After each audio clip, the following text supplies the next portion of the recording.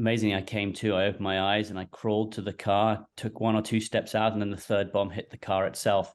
That one threw me away, and I woke up soon afterwards. I was on fire. My leg was missing, very badly injured across the rest of my body. And at that point, the rest of the team, you know, three of them were dead. Pierre was alive and he was next to me. But that began this incredible journey to try and get home, to try and stay alive. He was travelling in a car with his cameraman, Pierre Zakharversky, their local fixer, Sasha Kushnyova, and two Ukrainian soldiers when they were bombed. In his new book, Benjamin tells the extraordinary story of how he became the only survivor of the attack and was helped out of Ukraine by a network of clandestine operatives and humanitarians. And we can speak to Benjamin Hall now. Good morning to you.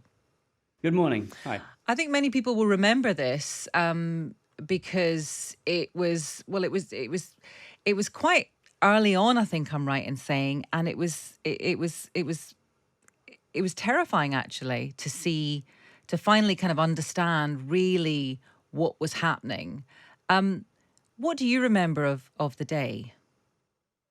Well, I mean, yes, this was a few weeks after the war had started, and we were in Kyiv, and the Russian troops had almost surrounded the city. And that was at a point where we thought they were going to come in and invade the capital, and we were preparing for that. But we were just on the outskirts. We were filming in an abandoned village that had been bombed to the ground. And as we were making our way back, no one else in sight, these bombs started falling from the air, directly targeting our car. And the first bomb landed 30 feet in front of us. We tried to reverse the car. The second one landed just next to us. And that one blacked me out. Gosh. And I was in deep blackness at that point. I'd taken facial injuries, shrapnel into my eye and into my throat. And I was all but out. And at that point, amazingly, I saw my own daughter. And she came to me and she said, Daddy, you've got to get out of the car, she said. And amazingly, I came to, I opened my eyes and I crawled to the car, took one or two steps out, and then the third bomb hit the car itself. That one threw me away, and I woke up soon afterwards. I was on fire. My leg was missing, very badly injured across the rest of my body. And at that point, the rest of the team, three of them were dead. Pierre was alive and he was next to me. But that began this incredible journey to try and get home, to try and stay alive. And no one knew where we were. No one knew that we'd been attacked. I lay there for about 40 minutes until a Ukrainian special forces team found us. And then we were trying to get out of the city. My life was saved that night in a small Ukrainian hospital. And a team of former US military and intelligence came in and had to try and find a way of getting me out, very badly injured.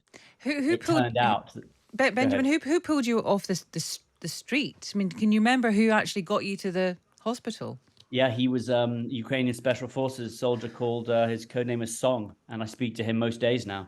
And he was driving in through this abandoned area towards the town of Irpin, and amazingly saw us. He passed us once, and he didn't see me lying there. Yeah. And I had to drag myself up towards where the car had passed, trying to wave at him. And amazingly, he got lost down the road and he turned and came back. And when he came back, he saw me again. And I was there and I was ready. I was holding some dirt and some stones and I threw them at the car that was above me. And he saw me the second time. And that was the point at which he saved me. Goodness me. And what, I've got so many questions. This is what a horrible story. How long were you in that hospital for, and how long before you actually managed to get out of the country? I was there for about 2.5 days, and I know initially they were still trying to find me. Both Fox News as well as my family didn't know if I was alive or dead, and so there was an incredibly tense wait to see where I was, and there was no real safe way out of the city. But amazingly, this team called Save Our Allies, an American group who was helping get our allies out of Afghanistan in 2021, they came in, they found me. And they found out that the only way to get me out, they got intelligence that the Polish prime minister was on the first covert visit to meet Zelensky, the first Western visit. And if I could break through the checkpoints in this beaten up old ambulance with them, then the Polish prime minister would evacuate me. And so we had this incredible ride in the middle of the night, breaking the curfew at each checkpoint, pulled out of the car at gunpoint. They'd open up my wounds, very badly injured, and they would each soldier would take a look at us to see if we were Russian troops coming in. Gosh. And finally made it to the Polish Prime Minister's train, and he evacuated us. And there was 10 hours on his train with no pain meds at all. And that was a point where I had to learn a new part to myself. And the whole journey was about getting home, about getting back to my family, my three daughters, my wife Alicia. And that's what I did for the rest of the year. I learned how to walk again. I was given prosthetic legs.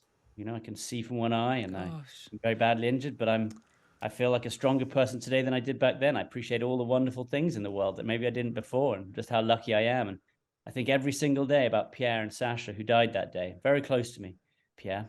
And just reminds me to get up every day and make a better day of it, and just work harder and be a better person.